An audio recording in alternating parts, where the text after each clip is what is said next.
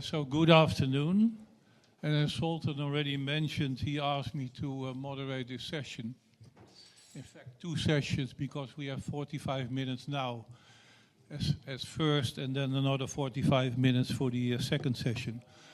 For those who do not know me, my name is Pieter Remmers. I'm based in the Netherlands, in Amsterdam. And honestly, I started in what I always call the responsible gambling industry in 1988. 1988. So probably there are people in this room who weren't even born then. And I was trying to set up a project that was dealing with responsible gambling in a time that no one ever wanted to hear anything about responsible gambling. Anyway, it started in the Netherlands, and we still do a lot of projects under the umbrella of our organization, so to say. So the title of this session is Responsible and Sustainable Gaming, Balancing Compliance, ESG, and Player Protection. So these are a lot of words of things that I would like to have my four panelists to talk about, which I'm going to, the panelists I'm going to introduce first very briefly, so to say, and then ask all of them to present in 4 minutes what the essence is of what they think related to the topic that we are talking about, if that's okay with you.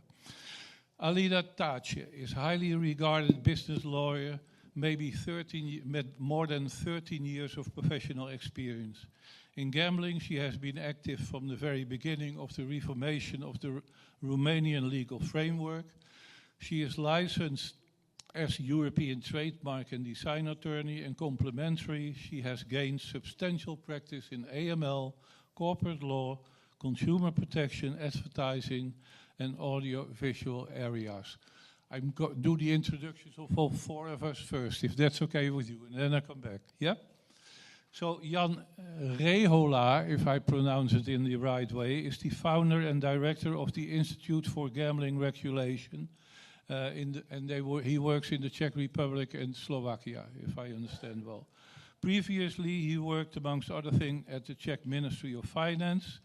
He was a member of the European Commission Expert Group on Online Gambling, and he represents, and that's very interesting, the Czech Republic in the IAGR, the International Association of Gaming Regulators, and GREF, which is the Gaming Regulators European Forum. So, honestly, when I think of those umbrella organizations, I always want to know more. So maybe we get a little bit of that after this introduction as well. Then when Bill sent me his CV, I thought I need 20 minutes to read everything. Bill Pasquale III, so to say, he led the successful 10-year campaign in legalizing sports betting in the United States. He serves on a lot of boards in a variety of roles. I counted around 15 of them, and I think if Bill wants to explain more on this, then he gets the possibility to do so. Our next, number 4 panelist is Dan Iliovici, who is the Vice President of ROMBET, the Romanian Gambling Organizers Association. And he's also Vice President of the Responsible Gambling Association. And formerly he worked for the government as a regulator as well, as far as I remember and know. Anyway, so we go to the first short 4 introductions of our 4 panelists. Alina, may I start with you? Yes, of course. Thank you, Peter, for the introduction. It's a pleasure to be part of this esteemed panel discussing about a topic of major importance, in my view, responsible gambling and sustainable gambling. We all know that the gambling industry is undergoing a rapid and constant evolution and growth. With this growth brings with it not only responsibility, but also significant challenges. Most notably increased regulatory scrutiny and increased concerns about problem gambling. In this landscape, ESG principles and most importantly responsible gambling cannot be overlooked. It is not just a passing trend in my view. It's the evolution of the responsible gambling and social responsibility, expanding its focus beyond traditional compliance to encompass a broader scope. But by embracing ESG principles, the gambling industry can position itself as a responsible and sustainable sector, attracting more investors, more players, a bigger employment retention rate, and why not avoiding the pitfalls of absolute regulatory prohibition. I think that the responsible gambling, which is a key part of the social pillar in ESG, it's a must.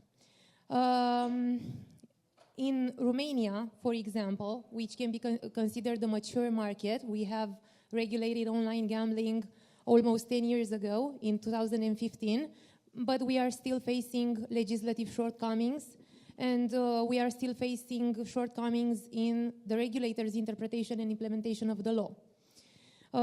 Even though we had, on the responsible gambling part, specific obligations at the end of responsible gambling operators early in the days. So with the enactment of the law regulating online gambling, we also had a responsible gambling mechanism in place.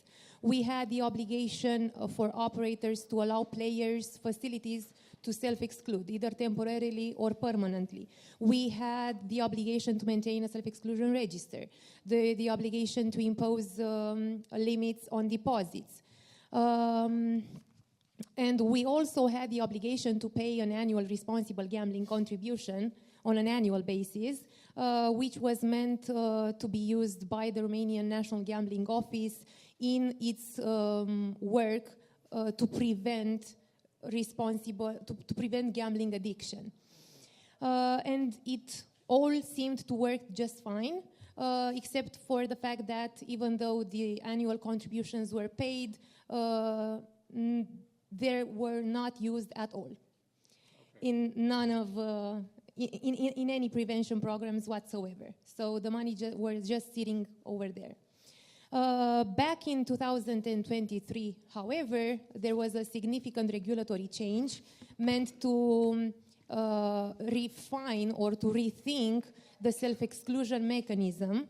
It was imposed the obligation to create, manage, and maintain a national centralized database of self-excluded players, and it was shifted to the National Gambling Office. So the National Gambling Office had this obligation. The database was meant to be operational at the end of March 2024 with real-time access for operators. This has yet to materialize, nothing happened. In the meantime, they lost their funding for implementing such a database, and operators are now required to manually submit to the regulator self-exclusion requests within 2 working days, and to restrict access to self-excluded players where the latter obligation is unclear whether it applies to both online and land-based. In all of this, operators implemented and interpreted their obligations differently. Players saw the opportunity to take advantage of this lack of legislative clarity, triggering thus a surge of player complaints asking for deposit refunds for past gaming activity. What the regulator did was that they started taking thematic controls across all licensed operators, and the results of these controls have again been inconsistent, with conflicting decisions being issued by officers within the same authority. On top of that, I must also mention the political landscape in Romania. So we faced political disruptions. We had our first round of presidential elections back in November 2024. We have them cancelled by the Constitutional Court in December and rescheduled for May. I think you have to wrap it up for the first time. So the political will saw an advantage in building up their political campaigns and gaining extra votes, and they started to propose again draft legislative proposals aiming to impose more restrictions on the responsible gambling part. One of them is seeking to cap the monthly gambling expenditure of players to 10% of their income. and another one to again refine the self-exclusion mechanism, imposing the obligation for the regulator to allow players to self-exclude directly on the website, but also instating a refund policy for players. That's it for the moment. Thank you very much. We you. go to Jan. Before Dennis, all the possibilities to comment on what Alina is mentioning in her previous talk. Jan. Okay, thank you very much. Thank you very much for a nice introduction. And hello, everybody. Welcome in Prague. I hope you are going to have great memories from here. Hi. And just to start with, I will briefly touch on a headline of our panel, which I think is quite interesting because we put together, or Zoltan put together, many buzzwords like ESG and safer gambling and sustainable gaming, and it's good vegan smoothie, but I think that all these ingredients need to be somehow discussed because I feel big differences among these terms. So speaking about ESG, for instance, I see ESG as something as a typical EU initiative, which comes from external authority like European Union or European Commission, and same could apply to other initiatives like AML and GDPR, where some third parties say this is important. They develop it without any consultation with the industry, and then the rules are simply like implemented to the industry, or the industry is asked to implement the rules. And this approach, I think, is not very effective, and we see it. Because the companies themselves, they don't necessarily share the same values when it comes to the ESG as some authority which are imposing those rules. And you can imagine if you are a child and you are told to do something or not to do so, it doesn't mean that you are following these rules.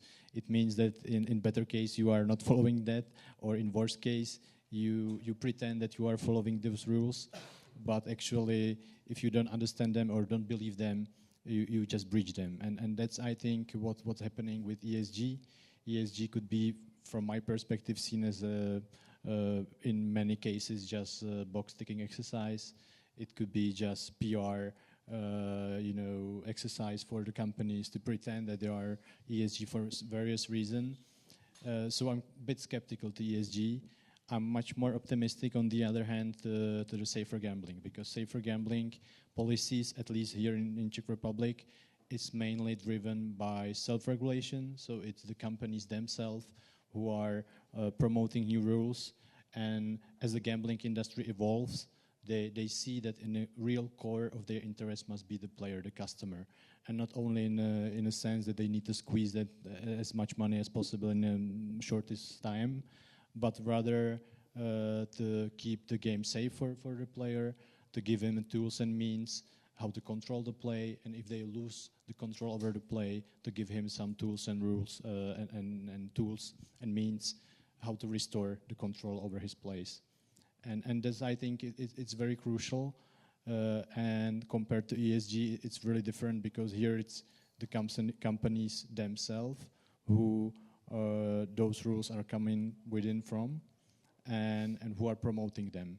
And I believe this is something that could lead as an example how to do it in an effective way in a cooperation among the companies, because in Czech Republic, within our institute, it's basically 4 biggest operators in the Czech Republic: Sazka, Fortuna, Tipsport, and Šance.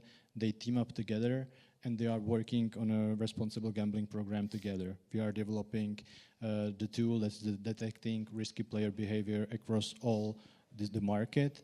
So we are not looking from the perspective of single operator, but rather single customer. So what we are trying to do is to put the gaming data of the players, regardless he is playing, put them together and see if it's risky, and then the intervention is again done on a same level, and in the same manner, regardless the player actually is playing. And that's, I think, it's important that it's not about the competition, because there is no room for competition when we are speaking about protecting the players. I think there is a room for cooperation, and that's possible if it's driven by self-regulation than if it's driven by simply regulation, because regulation is just, stick approach and enforcement and punishment rather than motivation to do something good for the industry and the players.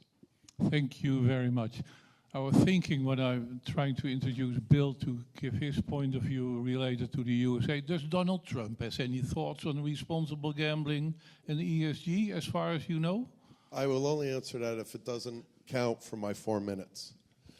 But I will answer that, Peter. Thank you for having me, Alina, Jan, Simone. It's a pleasure to be here with you. We've done quite a few panels together. Zoltan and Betty, thank you so much for having me here. This is my 7th or 8th HIPTHER event. I love it. You couldn't have better organizers than Zoltan, Betty, and his team. Thank you for the sponsors and some friends in the room. Thank you for being here. The only thing I wanted Peter to do was introduce me as a Star Wars character, because I'm Bill Pasquale III, known affectionately as BP3. So you can look me up on LinkedIn by just putting that in. I am passionate about what I'm going to tell you. I'm not a laid-back guy, but if you know anything about America, we have this thing in the South called the trailer hitch. And basically, they're made of chrome. I can talk chrome off a trailer hitch, okay? So I'm going to have the timeout. I have my timer on. Donald Trump could care less about responsible gaming. He's got his own priorities. Thankfully, the U.S. government is not involved in the gambling industry other than tribal Native American gaming. Thankfully. Thanks to that, I was hired by Isai Scheinberg over 15 years ago, the founder, by the way, of Peers Software, which is the foundation for poker stars, which you all know about in this great land of Europe. I have said from the beginning, when I had my first speech in this side of the pond, not Europe, well, it was then, but now the UK, at an ICE event 18 years ago, I said that the European community is far superior than my homeland on innovation and technology. However, where they're challenged, and still many times today, through no fault of their own, is the premise of Peter's kind of sidebar humorous question to me. American politics is very challenging, and that's my job, is to understand it. Most people outside the U.S. don't understand it, and most people in the U.S. today don't understand it. But thankfully, we have a patchwork of 50 states. They are the crucible for experimentation in the American democracy, where in a few verticals like automobile insurance and guns, which I'm not a big proponent of, and in gambling, the states make the decisions. So my home state of New Jersey, I'm very blessed, was the first state in the nation to legalize and regulate online gaming.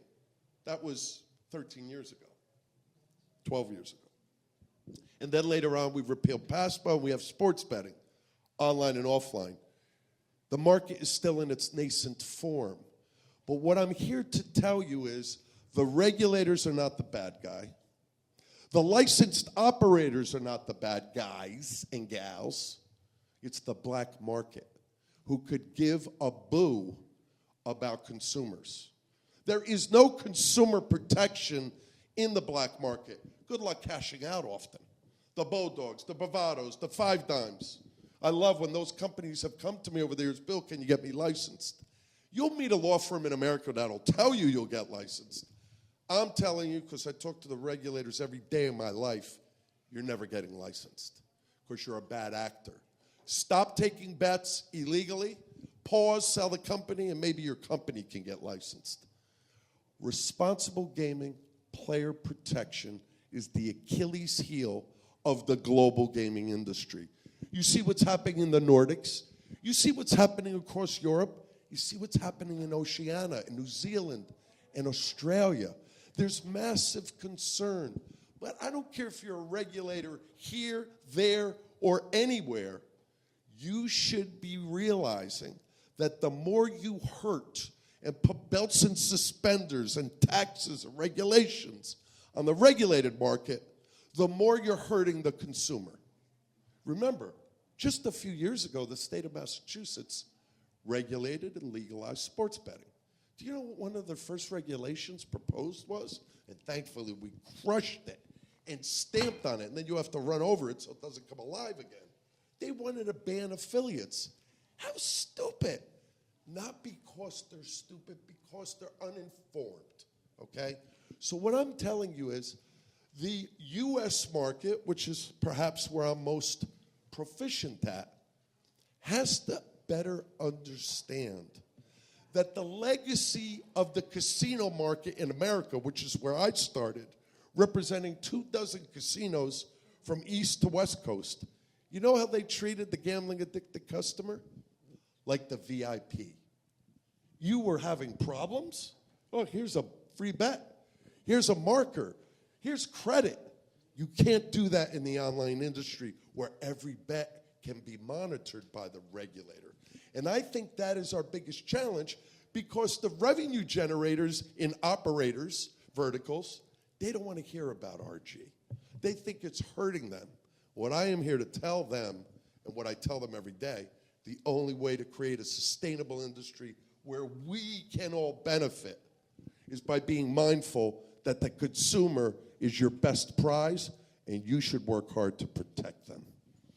Thank you very much. So in fact, when I started this in 1988, we're using the same sentences, so it probably takes a little while before we get any further. Anyway, then, it's your part of the introduction. It's very hard to be after Bill Pascal. Come on. I think that the key word on the name of our panel is balancing. Because without, as mentioned in previous panels and here also, if we are not keeping a balance between player protection and regulation compliance, it will not work. And this will bring us to what Bill said, only they will manage, I mean the legislations will manage to bring the customers to the black market where there is no protection, no information, it's only... But I have only one special mention about black market. In my experience, the single way for these black operators to survive and to attract people, gamblers, and to keep them is to be better than the regulated operators. And what I mean by this is offer huge bonuses, offer premium customer support, payment of the winnings immediately. Otherwise, players used with the black market will immediately switch from one. I don't say that all the black market operators are the same, are as good, but most of them has to comply with this unwritten kind of status. You have to keep your players by offering better products, better support than the regulated side.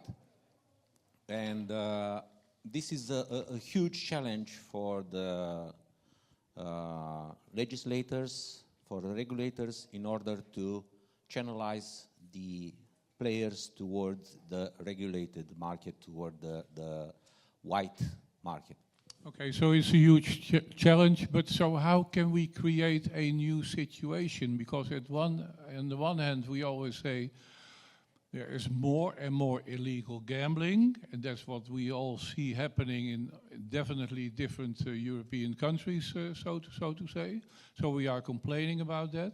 The other thing is what I see from a more content point of view is that more and more compliance department is going to be made responsible for responsible gambling activities as well, while I always try to say it's the other way around. If you want to be really responsible, you have to be more, you have to do more than being compliant. Peter, it starts at the top of any organization, and I'm not here to promote myself, but I do want to explain to you, I represent many companies both in this room and in this side of the pond, on this side of the pond in America. It is very different, right? I'm not saying one's better or worse. It's just worse. It's different, okay? Everybody has their issues. The best way to go after the black market, which I'm working very hard on, and by the way, Alina reminded me, her dear friend is my client for a long time, and my dear friend from Czechia, Martin Lichka, with Entain. I'm on the Entain Foundation for Responsible Gambling. Just to give you context, you want to penetrate the black market anywhere? And I have clients in this room that are going to yell at me, but they've heard me say it before, and I'm going to continue saying it. Go after the suppliers that are working with the black market and tell them, you can continue to work on the black market, but bye-bye in the regulated market. And they have the power to do that because they license the suppliers. Nobody wants to hear that. That's a way to penetrate the black market. But also, it's our responsibility in this room to explain to regulators the delicate balance that Simone talked about, and I'm so glad he highlighted. What's the delicate balance? Making sure that you're not penalizing the licensed operators. Simone talks about very eloquently how the black market, which I like to call the illegal market, because it can be misconstrued, how they can have better product. It's easy. They don't pay taxes. They don't often pay out. They don't have compliance, regulation, or responsible gaming concerns. So it's very easy to have a better product and innovation. That's where the regulator comes in, to be more elegant in the regulations that can penetrate the illegal market. Okay, thank you very much. Jan, from a European or more international point of view, Iager and Gref, are there any thoughts on what to do with this part of the business? Yes, thank you very much. Thank you for the notes. I agree with my co-panelist. What I think is can really help is the cooperation with the industry and the regulators, because the regulators currently, they are really like focusing on punishment and enforcement, and they simply do not believe the industry. So if they are not believed, they think, okay, we need to put some severe regulation, we need to prescribe everything, all the details that raise the complexity of the regulation, and they just control. But and I'm speaking that as an ex-regulator, it's very tough, from regulatory perspective to understand the business correctly, because you are somehow disconnected from it, and even the society forces you to be disconnected because they are not very happy if you are meeting people from industry.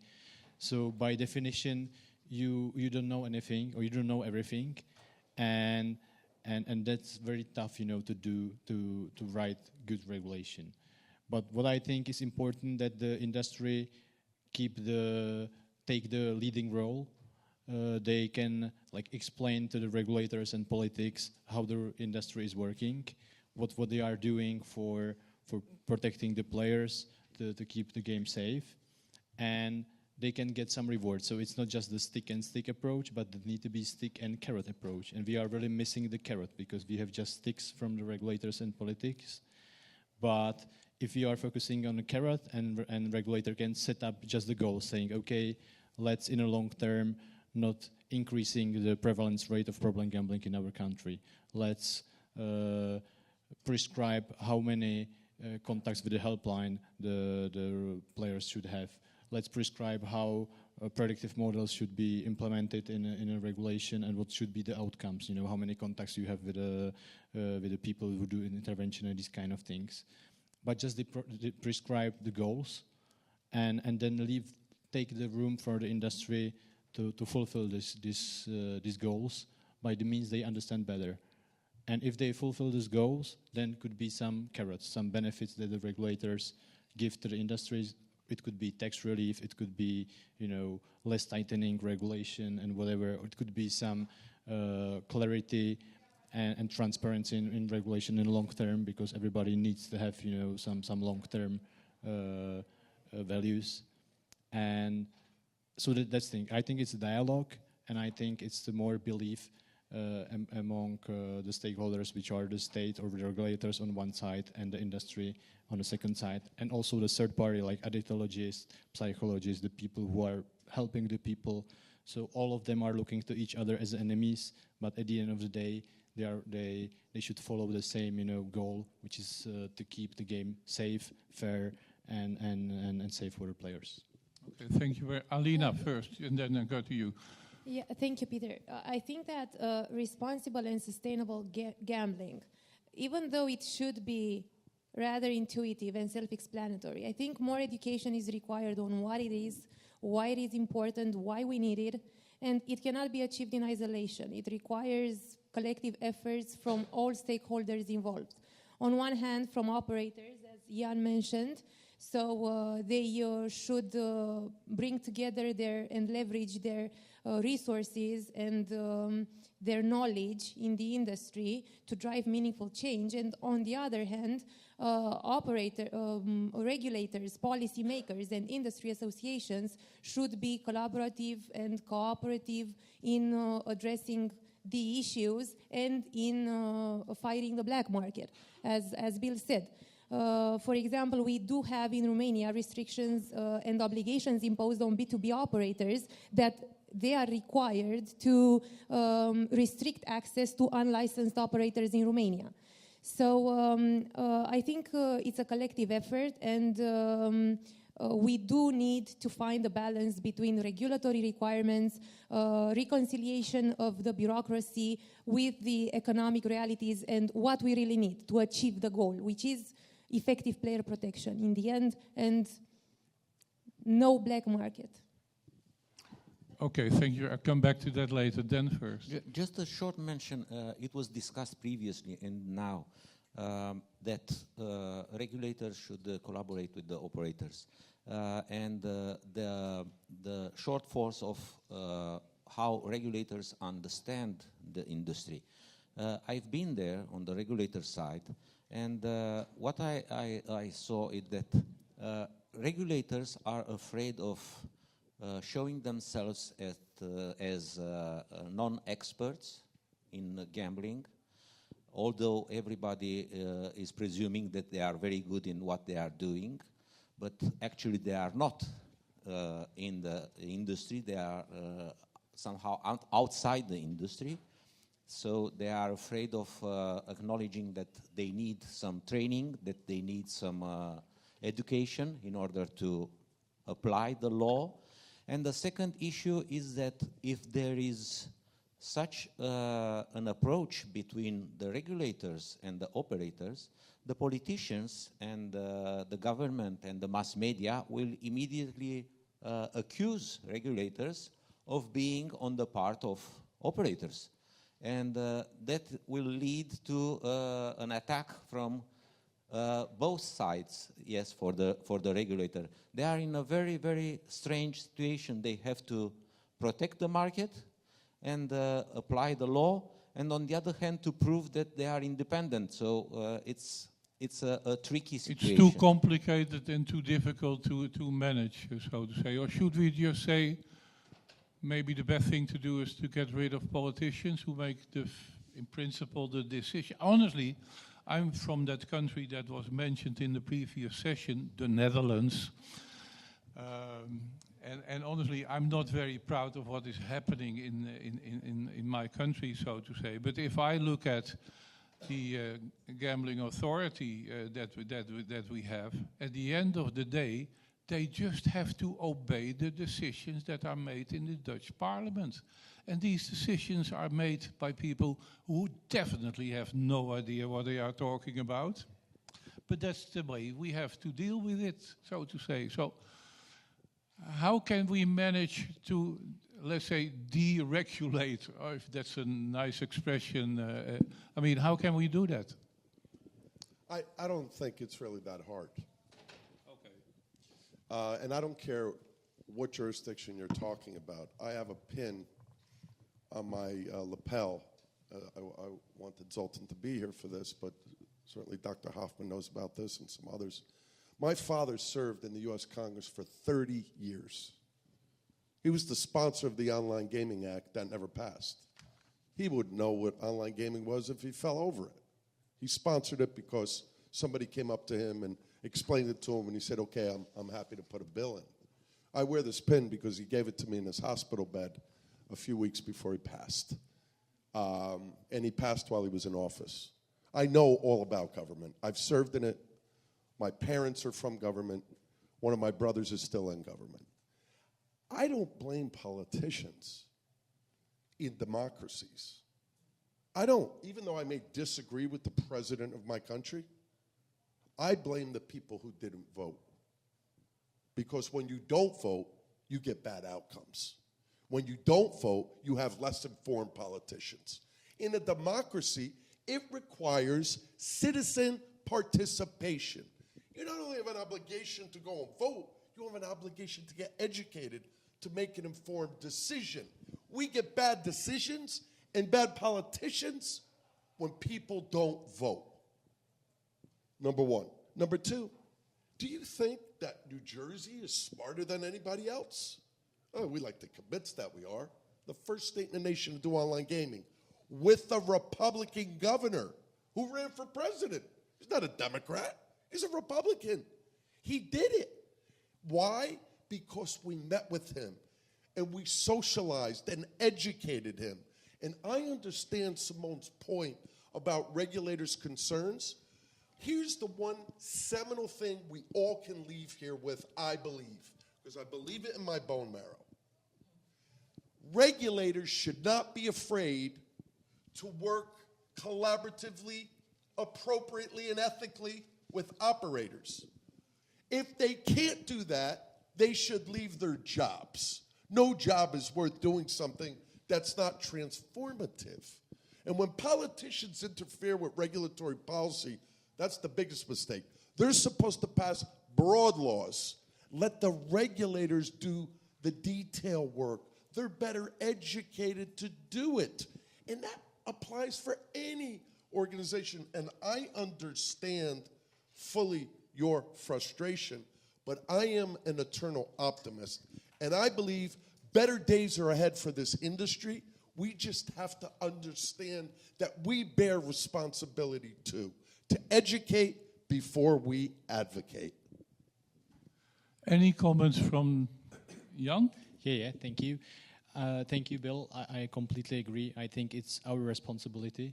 We can just blame that the regulator or the politics do not understand the topic, but it's our fault, because it's our responsibility to put it in a way they can understand, to educate them, to promote the solution for the problems that they are facing, because they are facing just the politics are addressing only the issues that they see that earn some political points. So it's basically the things that the society see as a problem. And we know what the society see as a problem. It could be lots of advertising, it could be some bad examples how the players end up. And we can face that. The solution, we know the industry better than them, so we need to come with the solution, and we need to really work hard to explain and educate not just the regulators but also the politics, and not just blaming that they do not understand it or they come up with some solution which is not very wise. It's our fault if we are not able to do so. It's very tough. It's very painful. I spoke, last year maybe with 30 MPs in Czech Parliament. It's painful, but I believe it's worth it. And in the long term, if they understand, I approached them and I said, we just discussed the gambling regulation. And they said, okay, why you came? What do you want? And I said, I didn't want anything. I just want to explain what's going on the market, how the market is going. The situation has changed because we've been like the biggest gambling country per capita when it comes to the slot machine in history. We are not anymore. It's shifting to the online. It brings new challenges, and I'm here just to educate you, to say you what's happening on the market. And once there is another initiative in the parliament, they will just call me and say, hey, you told me I find out your card. Can we just discuss it? So it's educate not only if there is some problem or if you want to push something, but to do it like in advance and open the dialogue and be very fair and transparent and explain everything in advance. Okay, thank you very much. Dan. No, it's a very excellent idea, Jan. It's educating and proactively educating. What I would like to mention is about self-regulation, which also Jan mentioned earlier, regarding the player protection. In an environment like in Romania now, when we have, I think, a dozen of legal initiatives in the parliament, 100% of them only to restrict, ban, over-regulate, it's very hard for an operator to think about ESG and being proactive with player protection when for him it's a question of survival. So I think if I would be I would lead a business and a gambling business, I would think about how to survive next year. For sure, one of the key aspects is player protection, but it's compliance for sure. But thinking about ESG in such an adverse environment, I'm not so willing to do this. In fact, you say ESG is a bit too much at this stage because we have to focus more on responsible gambling issues that are more important to work on. Anyone else agrees or disagree with me? It's very hard, as I said, when there is an initiative regarding banning slot machines in any small city. There is an initiative between the minimum distance for land-based facilities. When there is an initiative, I don't speak about self-exclusion because it was covered on the first panel. But when you see, and the politicians are also blaming operators for all the evil, being the evil, and the industry is an evil, it's quite hard to think about ESG. You're doing it, especially big, serious operators are doing this, player protection, ESG, social responsibility. But even for them, and I see this at our association level, because the funding is going down. Having such restrictions, a lot of land-based operators going bankrupt or purely renouncing the license, and we see the funds going down. So we offer less player protection and education and treatment for addicted players.